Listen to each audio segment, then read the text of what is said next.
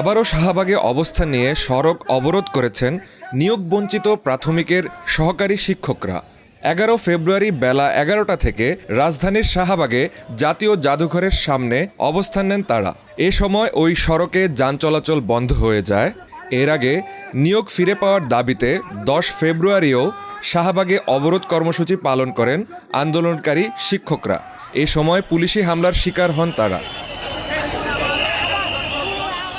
দেশের সরকারি প্রাথমিক বিদ্যালয়ে সহকারী শিক্ষক পদে ঢাকা ও চট্টগ্রাম বিভাগের চূড়ান্ত পরীক্ষায় উত্তীর্ণ হওয়ার পরও হাইকোর্টের রায়ে নিয়োগ বাতিল হয়ে যাওয়ার প্রতিবাদে এই আন্দোলন করছেন সুপারিশপ্রাপ্ত শিক্ষকরা। 11 ফেব্রুয়ারি সকাল থেকে সড়ক অবরোধ করে নিয়োগ বাতিলের প্রতিবাদ ও দ্রুত নিয়োগের দাবি জানিয়ে বিভিন্ন স্লোগান দিতে দেখা গেছে তাদের। আমাদের একটাই দাবি, হয় মরবো, রাজপথেই মরবো, কিন্তু আমরা এখানে কোনো সিন ক্রিয়েট করবো না, রাষ্ট্রের বিরুদ্ধে যাবো না, আমরা শান্তিপূর্ণ মানববন্ধনের মাধ্যমে যতক্ষণ না পর্যন্ত আমাদের দাবি আদায় হয়, ততক্ষণ আমরা আমাদের অধিকার ফিরে পাই, আমরা রাজপথে অবস্থান করবো। সকাল থেকে আমরা শাহবাগে আমাদের যে শান্তিপূর্ণ অবস্থান ওইটা আমরা পালন করছি। আমাদের দাবি যতক্ষণ পর্যন্ত আদায় না হবে আমাদের এই শান্তিপূর্ণ আন্দোলন অব্যাহত থাকবে। বিক্ষুব্ধ শিক্ষকরা বলছেন, তাদের নিয়োগ বাতিল করে যে রায় দেওয়া হয়েছে সেটি বৈষম্যমূলক। কেননা বর্তমান সরকারই তাদের নিয়োগের সুপারিশ করেছে, আবার নিয়োগ বাতিলও করা হয়েছে। এটা প্রতারণা। দ্রুত এই রায় বাতিল করে নিয়োগ চূড়ান্ত করার দাবি জানান তারা।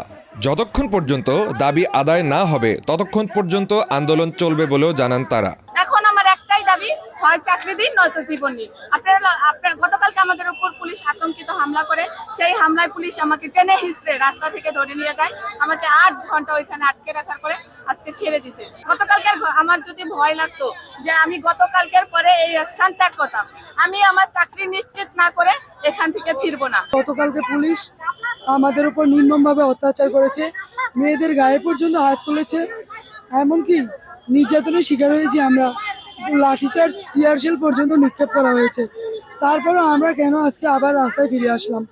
কারণ আমরা 6 তারিখ যখন রায় হয়, আমাদের নিয়োগটা বাতিল হয়, তখন থেকে আমরা লাগাতার কর্মসূচি দিয়েছিলাম। পরবর্তীতে কোনো ঊর্ধ্বতন কর্মকর্তা আমাদের কোনো আশ্বাস দেয় না। এমনকি গতকালকের পরেও, এত নির্যাতিত হওয়ার পরেও আমাদেরকে এখন পর্যন্ত উপরমহল থেকে কোনো আশ্বাস দেওয়া হয় না, বা নির্বাহী বিভাগ কর্তৃক আমাদের যেই হাইকোর্ট থেকে বাতিল করা হয় তার পরিপ্রেক্ষিতে আমরা এখনো কোনো কিছুই জানতে পারি নাই। সেই জন্য আমরা এখনো লাগাতার কর্মসূচি চালিয়ে যাচ্ছি। এর আগে 10 ফেব্রুয়ারি শাহবাগের সড়ক অবরোধ করেন সুপারিশপ্রাপ্ত প্রাথমিকের শিক্ষকরা। অবরোধের কারণে যান চলাচল বন্ধ হয়ে গেলে পুলিশ আন্দোলনকারীদের সরাতে প্রথমে লাঠিচার্জ করে, পরে পরিস্থিতি নিয়ন্ত্রণে আনতে টিয়ার শেল, জলকামান ও কাঁদানি গ্যাস ছোড়ে পুলিশ। এতে প্রায় 15 জনের মতো আহত হয়েছেন এবং কিছু সংখ্যক আন্দোলনকারীকে আটক করে পুলিশ। কালকে আমাদের বোনরা বেশি অসুস্থ হয়েছে, কারণ হচ্ছে জল কামান নিক্ষেপের কারণে বোনরা সবাই ওখানে বসা ছিল, ওনারা কিন্তু স্থান ত্যাগ করে নাই। তো আনুমানিক প্রায় 18 থেকে 20 জনের মতো বোন অসুস্থ হয়েছে।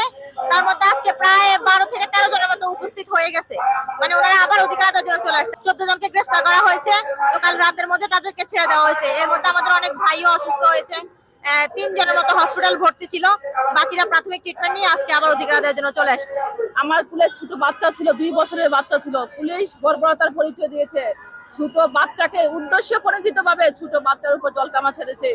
আমি এবং আমার বাচ্চা উল্টে অনেক দূরে পড়ে গেছি।